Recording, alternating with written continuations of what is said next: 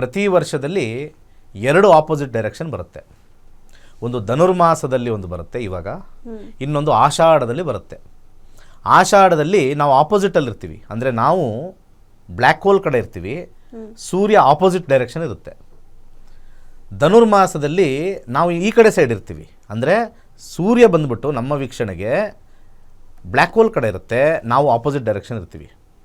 ಯಾವಾಗ ನಾವು ರಿಸೀವಿಂಗ್ ಎಂಡಲ್ಲಿ ಇರಬೇಕು, ಬ್ಯಾಕ್ ಎಂಡಲ್ಲ, ಫ್ರಂಟ್ ಎಂಡಲ್ಲಿ ಇರಬೇಕು, ಯಾವಾಗಲೂ ಎದುರು ನೋಡ್ತಕ್ಕಂಥದ್ದು ಅಂತ ಹೇಳ್ತೀವಿ.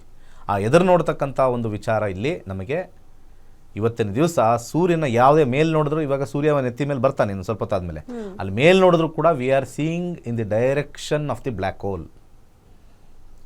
ಇದು ಧನುರ್ಮಾಸದ ವಿಶೇಷ. ಮೊದಲು ಧನುರ್ಮಾಸದಲ್ಲಿ ಇಲ್ಲಿ ವೈಕುಂಠ ಏಕಾದಶಿ ಅಂತಂದರೆ ಸೂರ್ಯ ಅತ್ಯಂತ ಮಧ್ಯಭಾಗದಲ್ಲಿದ್ದಾನೆ. ಧನುರ್ರಾಶಿಯ ಮಧ್ಯಭಾಗ ಅಂದರೆ ನಮ್ಮ ಸೃಷ್ಟಿಯ ಮಧ್ಯಭಾಗ. ಇದನ್ನು ಪ್ರತಿಯೊಬ್ಬರೂ ಅರ್ಥ ಮಾಡ್ಕೋಬೇಕು. ಸುಮ್ಮನೆ ಶಾಸ್ತ್ರದಲ್ಲಿ ಇವತ್ತು ಅದು ಮಾಡಿ, ಉಪವಾಸ ಮಾಡಿ, ಇದು ಮಾಡಿ ಅದೆಲ್ಲ ಸೆಕೆಂಡ್ರಿ ಇಟ್ಕೊಳ್ಳೋಣ.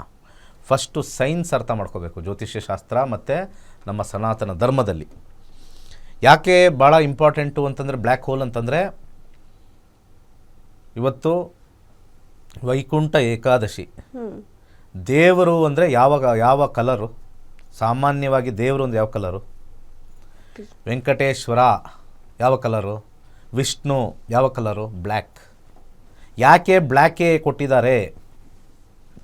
ಯಾಕೆ ವೆಂಕಟೇಶ್ವರನಿಗೆ ಕಪ್ಪು ಕೊಟ್ಟಿದ್ದಾರೆ? It is a representation of the black hole. ಆ ಬ್ಲ್ಯಾಕ್ ಹೋಲಲ್ಲಿ ಎನರ್ಜಿ ಇದೆ, ಇನ್ ಆ್ಯಂಡ್ ಯಾಂಗ್ ಅಂತ ಕರಿತೀವಿ. ಆ ಬ್ಲ್ಯಾಕಿಂದನೇ ವೈಟ್ ಎಮರ್ಜ್ ಆಗಿರ್ತಕ್ಕಂಥದ್ದು, ಆ ಬ್ಲ್ಯಾಕಿಂದನೇ ಅಗ್ನಿ ಎಮರ್ಜ್ ಆಗಿರ್ತಕ್ಕಂಥದ್ದು. ಯಾವಾಗ ಅಗ್ನಿ ಆರುತ್ತೋ, ಒಂದು ಕಟ್ಟಿಗೆನ ಚೆನ್ನಾಗಿ ಬೆಂಕಿಯಲ್ಲಿ ಸುಡಿ ಆರಿದಾಗ ಅದು ಇರೋದೇ ಬ್ಲ್ಯಾಕು, ಅಂದರೆ ಅದು ಕಾರ್ಬನ್ ಆಗಿ ಕನ್ವರ್ಟ್ ಆಗುತ್ತೆ. ಆ ಕಾರ್ಬನ್ನಿಂದನೇ ನಮಗೆ ಪ್ರತಿಯೊಂದು ಬಂದಿರೋದು, ಪ್ಯೂರಿಟಿ ಬಂದಿರೋದು. ಅದಕ್ಕೆ ನಾವು ಸಾಮಾನ್ಯವಾಗಿ ಯಾರಿಗಾದ್ರು ದೃಷ್ಟಿ ತಾಕಿದ್ರೆ ಆ ಇದ್ದಲ್ದು ಮಸಿ ಹಚ್ತೀವಿ. ಮಕ್ಕಳಿಗೆ ದೃಷ್ಟಿ ಆಗಬಾರ್ದು ಅಂತ ಇಲ್ಲೋ ಎಲ್ಲೋ ಒಂದು ಕಡೆ, ಅಥವಾ ಕಾಡಿಗೆ ಹಚ್ತೀವಿ. ಅಂದರೆ ಆ್ಯಕ್ಚುಲಿ ಅದು ಇದ್ದಲಿನ ಮಸಿ ಹಚ್ಚಬೇಕು. ಇದ್ಲು ಅಂದರೆ ಅದು ಅಗ್ನಿ ಸ್ಪರ್ಶ ಆಗಿರ್ತಕ್ಕಂಥ ವಸ್ತು.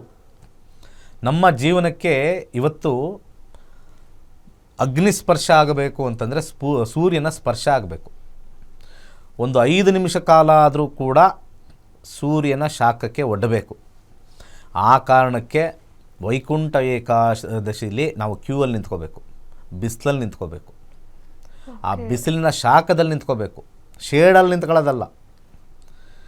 ಆ ವೈಕುಂಠ ದ್ವಾರಕ್ಕೆ ಹೋಗೋಕ್ಕಿಂತ ಮುಂಚೆ, ಆ ದ್ವಾರ ಎಲ್ಲಿ ದೇವಸ್ಥಾನದ ಒಳಗಡೆ ಇಟ್ಟಿದ್ದಾರೋ ಆಚೆ ಇಟ್ಟಿದ್ದಾರೋ ಅದು ಬೇರೆ, ಹೋಗೋಕ್ಕಿಂತ ಮುಂಚೆ ಬಿಸಿಲಿಗೆ ನಮ್ಮ ಮೈಯನ್ನು ಒಡ್ಡಿದ್ರೆ ಆ ಬ್ಲ್ಯಾಕ್ ಹೋಲಲ್ಲಿರ್ತಕ್ಕಂಥ ಎನರ್ಜಿ ಸೂರ್ಯ ಡ್ರಾ ಮಾಡಿ ಪ್ರತಿಯೊಂದು ಜೀವರಾಶಿ ಮೇಲೂ ಕೂಡ ಆ ಒಂದು ಫ್ರೀಕ್ವೆನ್ಸಿ ಮತ್ತು ಕಂಪನಾಂಕಗಳನ್ನು ಪ್ರಸರಿಸುತ್ತೆ ಅಂತ ಹೇಳಿ ಶಾಸ್ತ್ರ ಹೇಳಿದೆ.